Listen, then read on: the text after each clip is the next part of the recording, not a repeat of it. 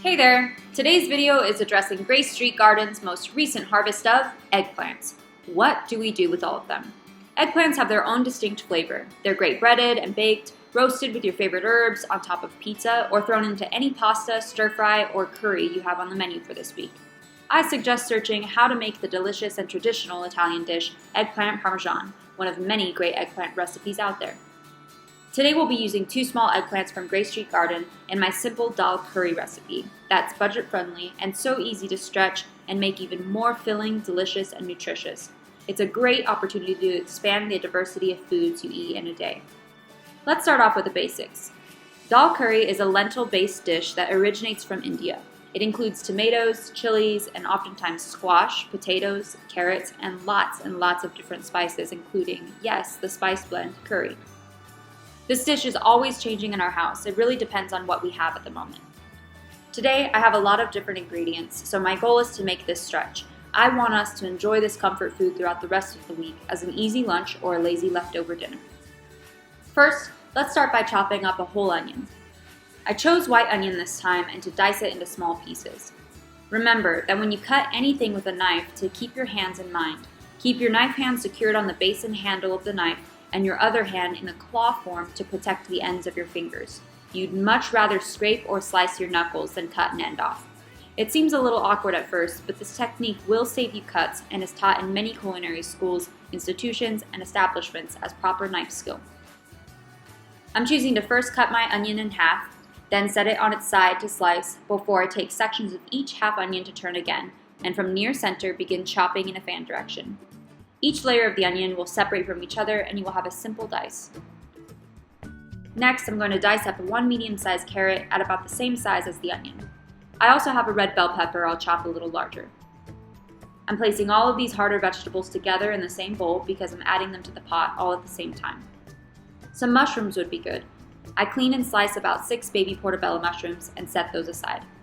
I still have room on my board, no need for more dishes. On to my mincing. I've got 4 to 5 cloves of garlic and 1 thumb of ginger. 1 thumb is the size of the top knuckle of your thumb. Ginger is commonly skinned before use, though not everyone does this. The flaky skin scrapes right off with a spoon.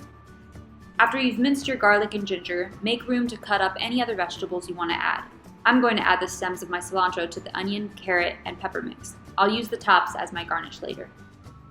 Finally, we're chopping up the eggplant. Like mushrooms, these guys excrete liquid as you cook them down. In times that you use eggplant to fry, roast, or bake, it's often suggested to sprinkle a little salt on top of your sliced eggplant and allow them to sit for a few minutes. The water seeps out and you can pat them dry before use. Eggplant is delicious and is enjoyed in many different dishes, including sandwiches, lasagna, stir-fry, dips, salads, and more. While I'm cooking this, I want to cook up a pot of brown jasmine rice. There are so many different ways you can make rice, but usually the ratio for cooking a grain is around 2 cups of water to every 1 cup of rice.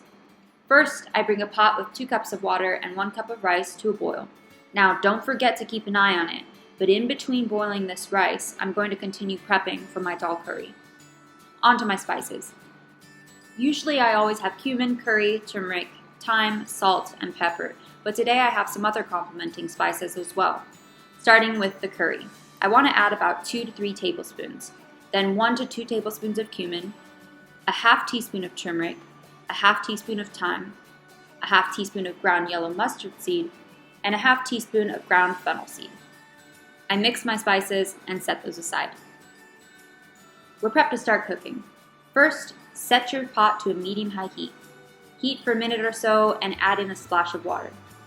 Once the water is sizzling hot, we'll add the onion, carrot, pepper, and cilantro stems to cook for a bit, till the onions become translucent. Once these ingredients have softened, throw in the garlic, ginger, your spice mix, and about 2 teaspoons of salt to cook for another minute. Stir frequently. You do not want the taste of burned garlic. Now, add in the mushrooms and eggplants. While cooking, these veggies release a lot of moisture. You'll have to cook all of this for about 5 to 8 minutes before the next step. My rice is boiling, so I'm turning the heat down to a simmer, covering the pot and leaving it for a bit.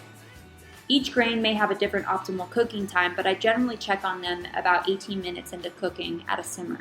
So we'll get back to this and I'll show you how I check it. Let's check on that curry.